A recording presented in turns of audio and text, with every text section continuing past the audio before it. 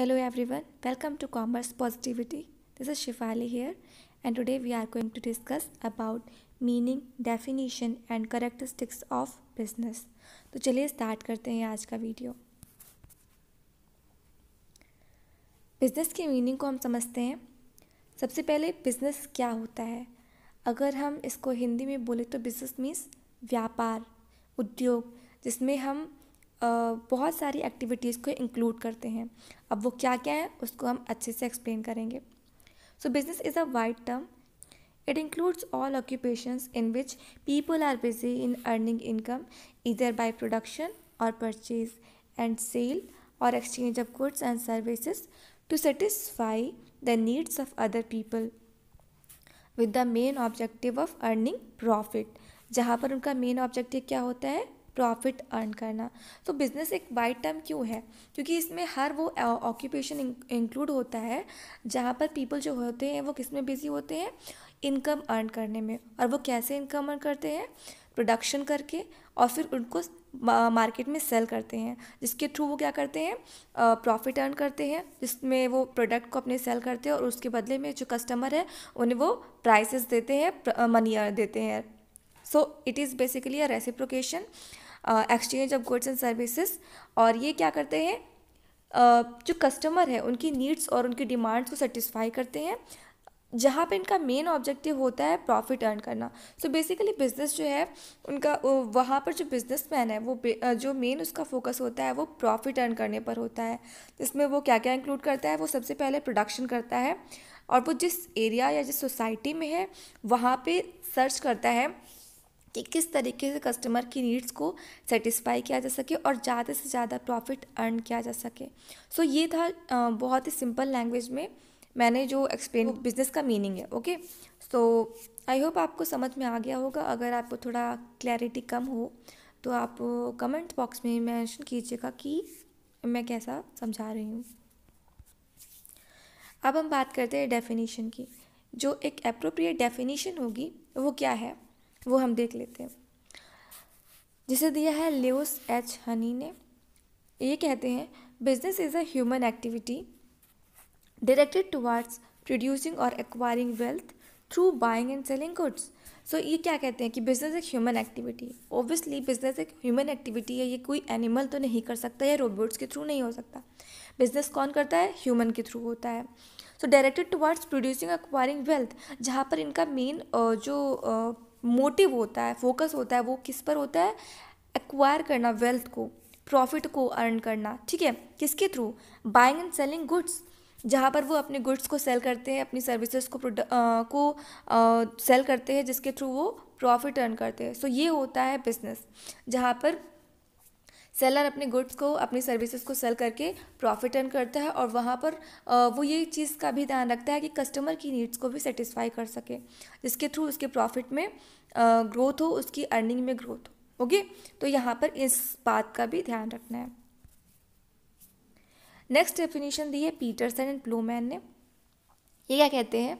Business is an activity in which different person exchange something of value whether goods और services for mutual gain और profit. Obviously यहाँ पर mutual gain और profit की बात होती है। अब यहाँ पर अगर एक सेलर है और एक कस्टमर है, ओके, तो यहाँ पर सिर्फ सेलर को ही प्रॉफिट नहीं हो रहा है, कस्टमर की भी नीड सेटिस्फाई हो रही हैं, तो यहाँ पर म्यूचुअल बेनिफिट की बात हो रही है। सो बेसिकली बिजनेस क्या है? एक ऐसी एक्टिविटी है जहाँ पर पर्सन क्या करते हैं? एक्सचेंज करते हैं अपने गुड्स और सर्विसेज को। कौन सी गुड्स और सर्विसेज को? जो वैल्यूबल होती हैं, जिनकी वैल्यू होती है, ओके, जिनके थ्रू उन दोनों की नीड्स सेटिस्फाई होती हैं। कस्टमर जो है वो अपनी डिमांड्स, अपनी नीड्स के को सेटिस्फाई कर लेता है उन गुड्स को खरीद कर, उन सर्विसेज को लेकर। जैसे कि रेस्टोरेंट में जाकर आप जाकर वहाँ पे खाना खाते हैं, तो आप क्या कर रहे हैं? उनकी सर्विसेज लेते हैं। बैंक में आप जाकर अपना पैसा जमा करते हैं और भी अदर सर्विसेज लेते हैं, तो ये क्या है? ये सर्विसेज हैं जिनको लेकर आप अपनी नीड सेटिस्फाई कर रहे हैं। ओके, और वहीं दूसरी तरफ आप मार्केट में जाते हैं, शॉप्स पर जाते हैं, गुड्स को खरीदते हैं और उसके थ्रू आप अपनी नीड सेटिस्फाई कर रहे हैं। So basically it's a mutual benefit, जहाँ पर कस्टमर और सेलर दोनों को ही प्रॉफिट होता है। ओके, सो बिजनेस जहाँ पर रेगुलर बेसिस पर गुड्स और सर्विसेज का एक्सचेंज होता है और म्यूचुअल बेनिफिट की बात होती है। तो ये था बिजनेस का मीनिंग, डेफिनेशन, और जिसे मैंने बहुत ही सिंपल लैंग्वेज में समझाने की कोशिश की है। सो अब एक चीज़ मैं यहाँ पर, चलिए अभी आगे समझाऊंगी मैं वो एग्जाम्पल के through. So now we are going to discuss about characteristics and features of business. An economic activity. Business एक economic activity है. Business is considered to be an economic activity because of the following reasons. It is undertaken with the object of earning money or livelihood. There is no place for love, affection, sympathy and patriotism. तो यहाँ पर सबसे पहली जो विशेषता बताई गई है बिजनेस की वो क्या है? Business is considered to be an economic activity. Obviously business एक इकोनॉमिक एक्टिविटी है क्योंकि यहाँ पर सारी जो भी प्रोसेस हो रही है, जो भी फंक्शनिंग हो रही है वो क्या है?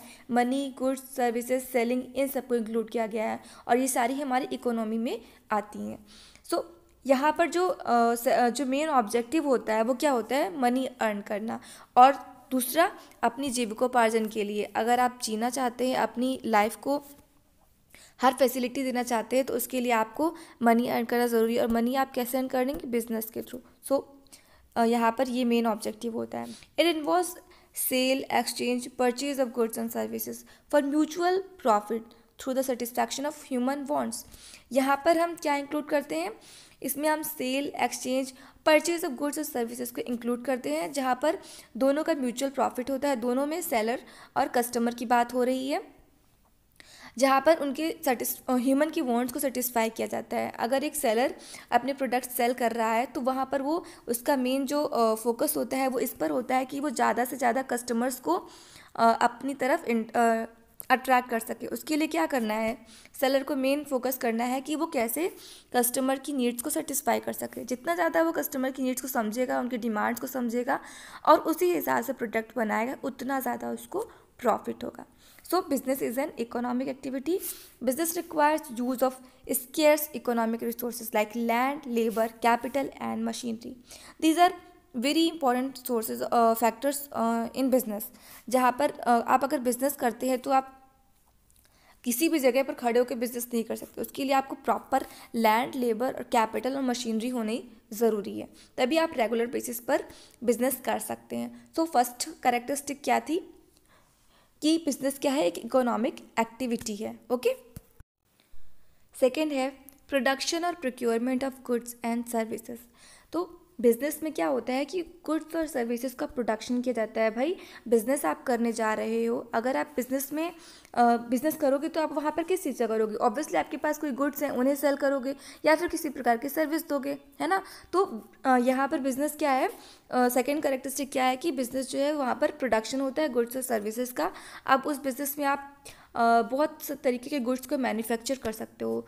Sugar, pen, text book, machinery, furniture, इस तरीके के किसी भी गुड को सेल करना बिजनेस में आता है। और एक्वायर देम फ्रॉम प्रोड्यूसर्स, या फिर आप किसी प्रोड्यूसर से इन सभी गुड्स को खरीद कर फिर आप उन्हें बेचते हो। तो ये इस तरीके का जो काम है वो बिजनेस में इंक्लूड होता है। अभी सर्विसेज भी हैं जो बिजनेस में आती हैं, लाइक इंक्लूड इसमें क्या क्या होता है? Transportation, banking, insurance, communication etcetera. तो जहाँ पे मैंने पहले ही बताया कि बिजनेस में हम सर्विसेज में हम क्या इंक्लूड करते हैं? बैंकिंग सर्विसेज हैं, ट्रांसपोर्टेशन है, इंश्योरेंस है। इससे क्या हो रहा है? आपको फ़ायदा मिल रहा है ना, आप इनकी सर्विसेज ले रहे हो, तो ये भी क्या है? एक तरीके से अपनी सर्विसेज को सेल करते हैं और आपकी नीड्स को सेटिस्फाई कर रहे हैं। तो यहाँ पर क्या है? प्रोडक्शन हो रहा है गुड्स और सर्विसेज दोनों का, जिसके थ्रू आपकी नीड्स को सेटिस्फाई किया जा रहा है। तो बिजनेस की सेकंड कैरेक्टरिस्टिक क्या हो गई? Production of goods and services. यहाँ पर गुड्स और सर्विसेज का प्रोडक्शन होता है और देन उनको सेल करके आपकी नीड्स को सेटिस्फाई किया जाता है। थर्ड है सेल और exchange of goods and services for the satisfaction of human needs. जो गुड्स और सर्विसेज का एक्सचेंज होता है, उनका जो बेचा जाता है, उसमें जो मेन होता है वो ह्यूमन की नीड्स को सेटिस्फाई करना होता है। Okay. So it is one of the essential characteristic of business is that there should be sale और exchange of goods and services between the seller and the buyer. जो goods और services हैं वो seller और buyer के बीच में cell और exchange होती हैं। जैसे कि एग्जाम्पल यहाँ पर दिया गया है कि if a house made cooks food for her family at home. It is not a business, but cooking food and selling it to customers in a restaurant is a business. यहाँ पर example के through बताया गया कि अगर एक housemaid अपनी family के लिए खाना बना रही है, कुक करती है, तो ये बिज़नेस में नहीं आएगा. लेकिन अगर वहीं वो खाना बनाती है, फूड को कुक करके उसे कस्टमर्स को सेल कर रही है रेगुलर बेसिस पर, रेस्टोरेंट्स को वो सर्विस प्रोवाइड कर रही है और उससे प्रॉफिट अर्न कर रही है, उससे मनी अर्न कर रही है, तो ये बिज़नेस में आएगा. सो बेसिकली आपको ये डिफरेंस समझ में आ रहा होगा कि बिज़नेस क्या होता है और किस तरीके से आप उसको डिफ्रेंशिएट कर सकते हैं अदर फंक्शन से.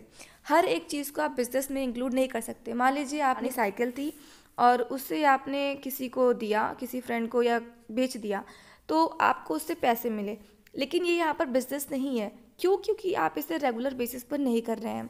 तो बिज़नेस क्या है?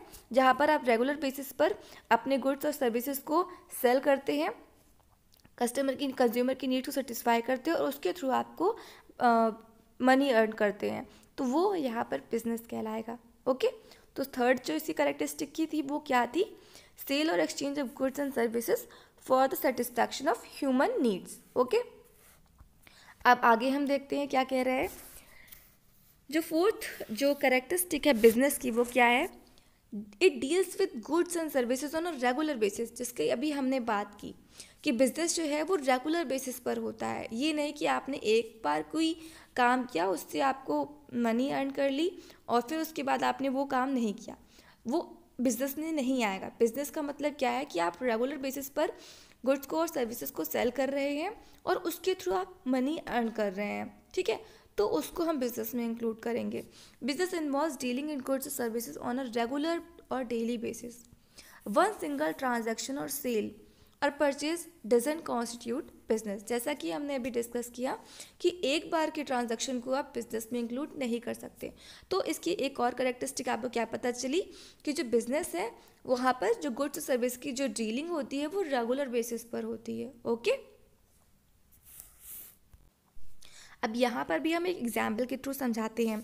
जैसे कि मान लीजिए कि आपके घर में न्यूज़पेपर्स आते हैं. अब जब वो न्यूज़पेपर आपने पढ़ लिए तो जो कल के पेपर्स है या फिर जो आपके पास पहले रखे हुए वो न्यूज़पेपर्स पुराने पेपर्स हैं. ठीक है, तो आप उन्हें बेच देते हैं, कबाड़ वाले को बेचते हैं या किसी को बेच देते हैं. तो इसको क्या कहेंगे? बिजनेस कहेंगे? नहीं, क्योंकि आप ये रेगुलर बेसिस पर नहीं कर रहे हो. अगर आप अपने हर बार के पुराने न्यूज़पेपर्स को बेचते हो, आपने ये रेगुलर बेसिस पर करना शुरू कर दिया, या फिर आपके पास कोई स्कूटर थी जो पुरानी हो गई, आपने उसको सेल किया, तो वो बिज़नेस में नहीं आएगा. लेकिन आप अगर इसी काम को रेगुलर बेसिस पर कर रहे हो, आप पुरानी स्कूटर लेते हो और उसको फिर बेचना शुरू करते हो और उससे रेगुलर बेसिस पर अगर आपको अर्निंग हो रही है तो वो बिज़नेस कहलाएगा. तो बेसिकली आपको बिज़नेस समझ में आ गया कि क्या होता है, जहाँ पर आप रेगुलर बेसिस पर गुड्स और सर्विसेज को डील करते हो, उनको बेचते हो और उसके थ्रू आप मनी अर्न करते हो, प्रॉफिट अर्न करते हो. ठीक है, नेक्स्ट कैरेक्टरिस्टिक है जो बिज़नेस की वो है profit earning. Profit earning is the main purpose of business. To earn money by way of profits. Profit is essential to cover cost and risk of the business. Every business must earn a reasonable profit to survive and grow. Business का जो main purpose क्या होता है वो profit earn करना होता है. Profit is essential over cost and risk of business.